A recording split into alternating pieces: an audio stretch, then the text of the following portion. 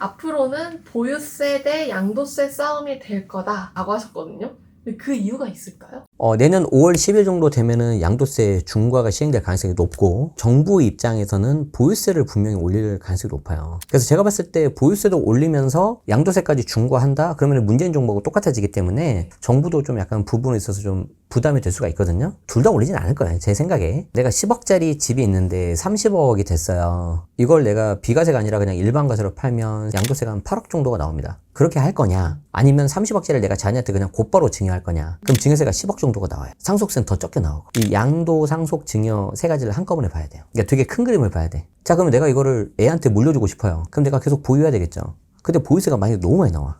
그럼 이제 고민되겠죠. 그러니까 항상 이 보유세라는 거는 미실현 이득에 대한 과세이기 때문에 이 보유세하고 양도세가 항상 충돌이 나요. 그래서 제가 이 보유세하고 양도세를 계속 고민해야 된다. 그리고 이 부분에 대해서 예를 들어서 정부가 하나만 건드려도, 예를 들어 보유세를 올려요. 그럼 내가 이거 보유세를 올리니까 그냥 팔까? 아니면 보유세는 비슷한데 양도세가 너무 올라가요. 그럼 내가 양도세 너무 오르기 전에 그냥 좀 팔까? 이런 고민을 하게 돼 있다고. 그래서 이 자산이라는 거는 단순히 내가 그냥 사고 팔고 막 그런 게 아니라 30, 40대에는 신경 안 쓰는데 이제 시간이 좀 지나면 여기에 대해서 이제 증여나 상속까지 생각을 하거든요. 그러면 내가 증여나 상속한 거랑 내가 매수하는 거랑 무슨 상관일까 하실 수 있는데, 내가 사고 싶은 물건을 증여나 상속을 합니다. 예를 들어서 내가 다주택자인데 두 개가 있어요. 하나는 좋은 거, 하나 못난이에요. 시장에 어떤 걸 팔고 싶어요? 보유세가 올라가니까 못난이 팔겠죠. 반대로 매수자는 뭘 사고 싶어요? 그 사람이 갖고 있는 좋은 놈을 사고 싶겠죠. 근데 그 좋은 놈이 계속해서 시장에서 공급이 돼야 되는데, 신축으로 택지 개발하거나 재개발 재건축하거나 잘 안 나오겠죠. 그러면 내가 전략을 했을 때 이런 물건은 좀 안 나올 가능성이 높네? 큰 그림을 봐야 돼. 큰 그림. 집을 사기 전, 네. 그리고 집을 갖고 있을 때, 그리고 집을 팔 때 어떤 세금을 내게 되고 이때 각각 주의해야 될 점에 대해서 우리가 부동산 세금은 최소 3번을 냅니다. 처음에 살 때 취득세, 그리고 가지고 있을 때 보유세, 마지막에 팔 때 양도세라는 게 있어요. 그래서 취득세 같은 경우에는 딱히 절세 효과가 뭐 별로 없어요. 공동으로 한다 그래서 뭐 줄어들거나 그러지 않아. 생애 최초 취득세 감면 이런 게 있긴 있는데 곧바로 전입해야 되고 3년 동안 실거주 하셔야 돼요. 그럼 취득세는 지금 2025년 11월 기준 한 몇 퍼센트? 실거래가 기준인데 6억 이하는 1%, 그리고 9억이 넘으면 3%, 6억에서 9억대는 1%, 2%그 사이라고 생각하시면 될 것 같아요. 그렇게 해서 이제 취득세가 나오죠. 그리고 이제 보유세를 내는데 재산세하고 종합부동산세가 있어요. 이거 매년 낸다 그랬잖아요. 재산세는 다 나와요. 집값이 얼마든지 간에. 그런데 너무 막 많이 나오진 않아요. 10억이면 대략 한 100만 원 정도? 6억이면 50만 원, 60만 원? 많이 나오진 않아요. 1년에 한 번, 7월달, 9월달에 나눠냅니다. 그런데 만약에 내가 집값이 비싸다, 아니면 주택수가 좀 많다, 그러면은 종부세를 내요. 종합부동산세. 이거는 이제 다 천차만별이라서 케이스가 다른데, 21년도에 마포하고 송파 두 채 갖고 있었어요. 하나 20평, 하나 30평대. 종부세가 5,500 나왔어요. 재산세 더하면 6,700 정도. 근데 그게 매년 내야 돼요. 그래서 이제 사실 조세 저항이 엄청 심했던 적이 있는데, 그래서 제가 설마 그때까지 똑같이 올리지는 않을 것 같다. 만약에 그걸 똑같이 올린다면 대신 다른 거에서 좀 완화될 것 같다. 예상을 하고 있는 거고요. 그리고 이제 매년 그 보유세를 내다가 마지막에 이제 팔잖아요. 내가 산 집값보다 좀 오르잖아요. 그럼 양도세를 냅니다. 1억 오르면 대략 2천, 3억 오르면 대략 한 1억 정도. 근데 그거를 1주택이라면은 비과세 받을 수 있죠. 다 빼버릴 수가 있어요. 다 빼버릴 수가 있기 때문에 비과세 전략 아셔야 되고요. 다만 양도가가 12억이 넘는다. 그러면 고가주택 들어갑니다. 그러니까 세금이 조금 나와요. 내가 만약에 15억에 팔았다. 기준점이 되는 12억에서 15억이니까 3억 올랐잖아요. 그러면 일반과세는 1억 정도 나온다고 했잖아요, 세금이. 얘는 비과세이기 때문에 2천만 원 정도밖에 안 나와요. 물론 케이스마다 좀 다르긴 한데. 그래서 일단 무조건 우리는 비과세를 받아야 돼요. 만약에 12억 이하면은 세금 하나도 안 나와요. 최소한 2년 보유. 그런데 취득했을 때 조정대상 지역이다. 그러면 2년 거주. 이게 이제 제일 헷갈리는데, 내가 취득했을 때 비조정이다. 근데 나중에 조정 묶였다. 그래도 2년 보유만 하면 돼요. 자, 취득했을 때 내가 조정이다. 나중에 비조정으로 풀렸다. 그래도 취득했을 때 조정이니까 2년 거주가 끝까지 가요. 그러니까 취득했을 때 비조정이냐 조정이냐에 따라서 거주 요건이 그냥 끝까지 가요. 자, 그런데 헷갈리는 게 이거예요. 내가 취득했을 때 비조정이었어요. 그럼 내가 보유만 해도 비과세 되죠. 근데 내가 한 15억까지 갔어. 그럼 12억 초과분에서 세금 나온다고 그랬죠. 몇 천만 원 나온다고 했죠. 이걸 줄일 수 있는 방법이 장기 보유 특별공제가 있는데, 얘를 내가 좀 받으려면 얘는 또 거주해야 돼요. 그러니까 복잡하죠. 자, 그래서 취득했을 때 조정이면 거주, 나중에 팔 때 12억 넘으면 또 거주. 그럼 결론이 뭐예요? 그냥 거주하시면 돼요. 이제 약간 전세 끼고 투자하는 게 쉽지 않아졌다. 다 실거주 해야 된다라고 하면서 어려워하셨는데, 그게 약간 이런 맥락인 거네요. 이제 그때 토호제일 때 전입은 또 다른 얘기야. 조정지역 2년 거주, 장기보유 특별공제 많이 받기 위한 2년 거주, 토호제 전입 다 다른 얘기예요. 내가 모든 요건을 다 충족하고 세금 혜택도 다 받고 싶다. 그럼 그냥 깔끔하게 거주하시면 돼요. 근데 딱 하나 단점이 뭐예요? 새끼고 못 사두는 거죠. 그러니까 내 돈이 많이 들어가는 거죠. 현금 많이 있으신 분들은 그런 리스크가 좀 상대적으로 줄어들고요. 흑백요리사 재밌게 보셨죠? 올해도 시즌2 한다고 하는데 그분 인기가 높았으니까 PD분이 돈을 많이 벌었겠죠? 얼마 전에 트리마제 현금 50억으로 샀습니다. 그러니까 이런 분들은 별로 신경 안 쓰는 거예요. 근데 우리는 이제 5억 정도를 가지고 이걸 가지고 내가 세를 끼고 좀 사두고 한 10억짜리를 그리고 내가 열심히 돈을 모아서 보증금 내드리고 내가 이제 들어갈 전략을 세우고 있었는데 갑자기 토우즈가 묶여버린 거죠. 그래서 그 경우라면 좀 부담이 될 수 있겠지만 감당 가능한 수준에서 대출을 활용해라. 어차피 15억 이하는 6억까지 나오니까. 그래서 차라리 그 금액대로 내가 매수를 하면 좋기 때문에 10억 내외인 집값들은 관심을 받을 거다. 지금 이번에 이 10-15 대책으로 인해서 가장 많이 영향을 받는 세금이 뭐예요? 일단 취득세. 취득세는 10월 16일부터 곧바로 적용이에요. 그리고 양도세는 26년 5월 10일 예정이고 다주택자 양도세 중과. 근데 얘는 또 확률은 낮은데 뭐 연장 한 번 더 할 수도 있어요. 근데 너무 막연하게 생각하시면 안 되기 때문에 다주택자이신 분들은 준비하셔야 되고 예를 들어서 이제 저희 수강생 중에 한 분이었는데 반포에 되게 고가 주택이었어요. 양도채액이 38억입니다. 3주택 중과 맞으면 얼마 나온 줄 알아요? 30억 나와요. 그래서 이분이 이제 작년 12월 3일 이제 비상계엄 그 사태 때문에 본능적으로 정권이 넘어갈 거라고 느낀 거죠. 그러면 이제 그때 문재인 정부 때처럼 또 보이스 올라가고 막 그런 게 눈앞에 그려지니까 질문을 하신 거예요. 어떻게 해야 되냐. 그래서 이제 하나는 증여하시고 하나는 팔고 중과 피해서 세금이 10몇억 차이가 나니까 하나는 갖고 계시고 이런 식으로 피드백을 드렸는데 올해 1월 달에 말씀하신 그게 1년 또 연장이 된 거예요, 유예가. 자, 그러면 이 상황에서 급하게 팔 이유가 있을까 없을까, 그 사람 입장에서. 안 되죠. 그래서 제가 급하게 팔지 마시고 올해 가을 정도 파시라고 했어요. 그러면 지금 반포 같은 경우는 올해 초랑 또 올해 가을 엄청 또 올랐죠. 그러니까 이게 세금을 알아야 내가 내 자산을 지키는 거예요. 30억이면 저도 공부할 것 같긴 한데 보통 한 6억에서 8억 사이 집을 알아보는 어떤 무주택자, 1주택자 분들한테도 세금에 대해서 좀 아는 게 의미가 있나요? 두 가지가 있는데 우리 앞에 영상에서 설명드린 것처럼 다주택자 양도세 중과를 하다 보면 그 다주택자 갖고 계신 분들이 뭐 30억, 40억도 있지만 또 그 밑에 15억, 20억, 10억, 15억짜리 집도 있어요. 그런 물건부터 처분을 합니다. 그러면 그 물건 처분할 때 양도세 중과 차이에 의해서 제가 금매를 잡아보라고 했었죠. 그게 하나가 있고요. 두 번째는 뭐냐면 이 집이라는 거는 내가 사람이 살고 있는 공간이잖아요. 저기 앞에 있는 순번 1번 강남이라든지 서초 여기서 움직이면 뒤로 쭈르륵 와요. 이해되시죠? 그래서 앞에서 뭔가 움직여줘서 비워줘야 연속적으로 이게 이동이 됩니다. 퍼즐 같은 거 할 때 꽉 막혀있으면 이게 말을 이동을 못 시키잖아요. 근데 그 중에 틈이 하나 있어서 이렇게 막 움직이는 게임 있잖아요. 앞에서 누가 딱 움직여줘야지 뒤로 주르륵 오잖아요. 그걸 알아야 되기 때문에 내가 움직이는 거 어디로 올까 하면 내 거를 보면 안 돼요. 저기 앞에 걸 보고 있어야 돼요. 그러면 여기 앞에 있는 사람들은 뭐가 제일 관심 있어요? 세금이에요. 그러니까 이 사람들이 관심 있는 사를 알아야 내가 지피지기 100점 불태지.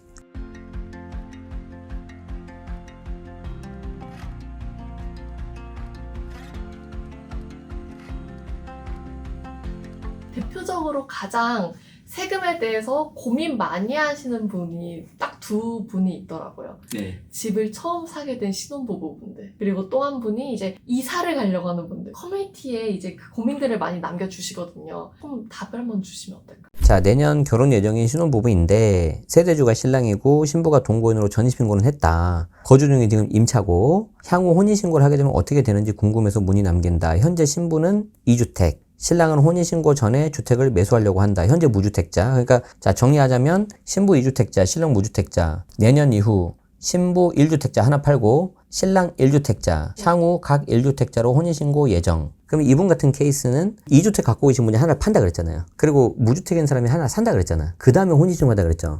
그럼 1+1이에요. 이때는 혼인신고일로부터 10년 안에 아무 집이나 먼저 팔아도 비과세가 돼요. 그럼 10년 안에 뭐 남편 집을 먼저 팔았다. 당연히 2년 이상 보유 거주는 해야 돼요. 그럼 비과세 되겠죠. 그리고 아내 집도 팔면 비과세 되겠죠. 그럼 여기서가 중요해. 둘 다 비과세 잡았죠. 이때는 각자 뭐 1주택, 뭐 2주택 비과세 돌리는 게 안 되잖아요. 혼인신고를 해버렸으니까.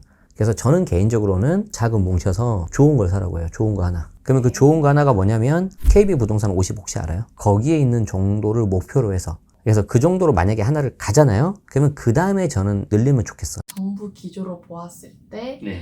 정말 이제 똘똘한 한 채를 내가 잘 만들어 놓는 게 오히려 좋을 수 있다. 그럼요. 그래서 어느 정도는 해 두시고 그 다음에 이제 할 수 있는 방법이 또 많이 있어요. 갭 투자할 수도 있고 재개발 투자할 수도 있고 방법이 많이 있어요. 이런 신혼부부분들이 꼭 알아야 되는 어떤 최적의 세금 전략? 혼인신고를 하기 전에 내가 누릴 수 있는 걸 누리고 주택수가 분리가 되니까 지금 이분 같은 경우에 신부가 2주택이라 그랬잖아요. 근데 만약에 이 2주택이 일시효주택 비과세가 된다. 그럼 본인은 또 일시효주택 비과세가 되죠. 그리고 남편을 하나 사면 또 비과세가 되잖아요. 물론 이 경우에 혼인신고에도 3개 다 비과세 가능은 해요. 그런데 저는 그렇게 하지 말고 그냥 안전하게 여기서 비과세 받고 그리고 1+1에서 혼인신고하면 될 것 같다. 그 다음에 뭉쳐도 된다. 그렇게 하시면 좋을 것 같고 이렇게 하는 경우도 있어요. 그냥 깔끔하게 우리는 혼인학과 비과세 안 하고 여자 일시주택 비과세 그리고 얘 1주택 비과세 남자도 사고 1주택 비과세 그 다음에 혼인신고 하는 거예요. 그럼 그때 자금을 뭉쳐요. 그리고 뭉치면서 그때 혼인신고할 때 부모님들한테 추가로 1억씩을 더 증여받을 수 있어요. 보통 5천만 원인데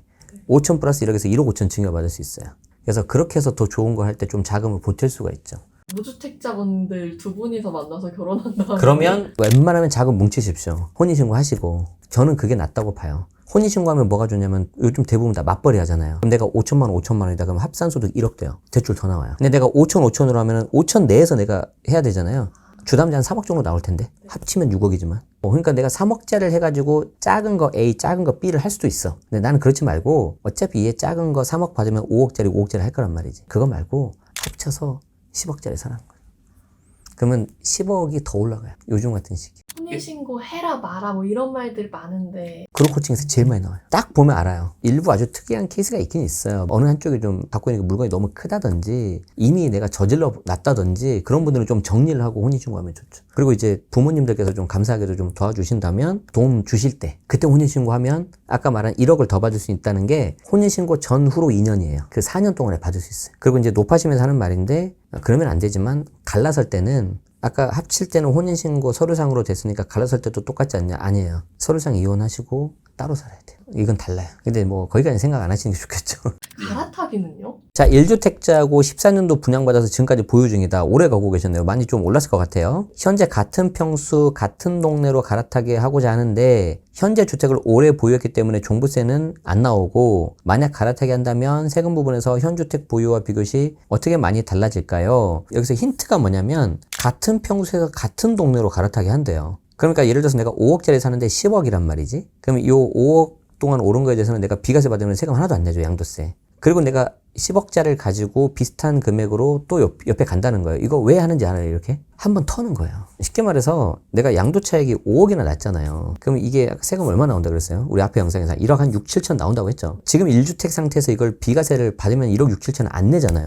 근데 내가 하나를 더 사고 싶어 투자용으로. 잘못하면 비과세가 깨져버리잖아요. 맞죠? 그러니까 안전하게 지금 1주택에서 한번 비과세를 받고 양도 차익 5억에 대한 수익을 확정시키고 이게 턴다는 말이야. 그리고 내가 10억 들어오잖아요. 세금 하나도 안 나오니까. 그거 가지고 다시 옆에 비슷한 거 산다는 거예요. 이거 많이 해요. 잠실에 뭐 대단지가 많잖아요. 처음에 일단 깃발을 꽂아요. 한 20평대로. 그러고 나서 거기서 계속 돈을 모으고 내가 그 안에 있으니까 금매 같은 거 사정을 좀 잘 알잖아요. 어디가 로얄동이고 로얄층인지 알고. 그래서 부동산하고 좀 관계를 형성한 다음에 금매가 나오면 잡아버립니다. 내 거 비과세 받고. 이거 많이 하는 방법이에요. 그래서 대단지가 인기가 좋아요. 거기에 신축이면 더 좋겠죠? 자, 그렇게 해서 세금 부분에서 비교할 때 어떻게 많이 달라지냐? 일단 내가 이걸 팔았죠. 그럼 10억짜리를 사요? 그럼 5억일 때는 1%잖아요, 취득세가. 근데 10억이면 3% 늘어나겠죠? 취득세 낼 돈 준비만 하셔야 됩니다. 이거 준비 안 하면 안 돼요. 10억이면 3%가 3천만 원 나오겠죠. 그리고 보유세는 어차피 시세가 비슷하니까 지금 비슷하게 내는 거랑 큰 차이는 안 날 것 같고, 그리고 만약에 이걸 내가 나중에 15억 정도에 판다. 그럼 비과세가 되겠죠? 비과세가 되는데 12억까지는 세금 안 나오고 12억 초과 돼서 세금 나온다고 했죠? 이때 세금을 줄이려면 거주하셔야 돼. 그래야지 최대 80%까지 줄일 수 있어요. 10년 거주해야지. 근데 10년까지는 안 가도 될 거야. 최소 2년만 거주하시면 많이 줄어요. 그런데 지금 대부분 다 토호제로 묶였잖아요. 곧바로 전입하시는 게 좋아요. 그러니까 답이 딱 정해져 있어요, 이 사람은. 갈아타기 할 때도 최적의 세금 전략이 딱 있나요? 취득을 하고 조정 대상 지역이면 2년 거주해야 되는 거고 비조정이면은 2년 보유만 하면 되고 그렇게 해서 내가 이제 어느 정도 차익이 나면 비과세 받고 한번 털고 한번 가는 거죠. 항상 이렇게 좀 몇 번은 이동하셔야 돼요. 요즘에 또 어떻게 하냐면 매도 잔금을 내가 그냥 다 해서 비과세를 깔끔하게 받아요. 그리고 내가 살 곳이 필요하잖아요. 근데 내가 뭐 1년 단기 월세 이런 데 가면 좀 없잖아, 물건이. 그래서 요즘엔 차라리 짐 다른 데 맡기고 단기 임대를 갑니다. 한 2, 3개월 있는 거예요. 그럼 월세가 훨씬 비싸거든요. 이제 그렇게 하면서 어떻게 보면 스스로 자극을 받는 거죠. 내 집 마련 해야 된다. 그렇게 해가지고 또 잡아서 가는 경우도 있어요. 근데 이런 게 많아질 거예요. 왜냐면 이제 토호제 때문에 더 힘들어졌으니까. 만약에 내가 매도 날짜를 맞추거나 아니면 내 거 선매도 하면은 큰 이슈가 없는데 만약에 선매수를 했어요. 네. 선 매수할 때 그럴 가능성은 적은데 1년 텀 이하면 안 되죠. 일시주택 비과세가 안 되니까. 그렇지만 취득세 중과는 피할 수 있다고 했죠. 기억나죠? 자, 그리고 내가 선 매수를 했어요. 뭐 1년 텀도 됐어요. 그리고 3년 안에 종전주택 팔면 되죠. 근데 내가 선 매수했으니까 나는 존입해야 되죠. 그럼 이거 전세 주겠죠? 안 팔리면 이때 만약에 3년 안에 못 팔 수도 있죠. 임차인 끼어 있으니까. 이거 조심해야죠.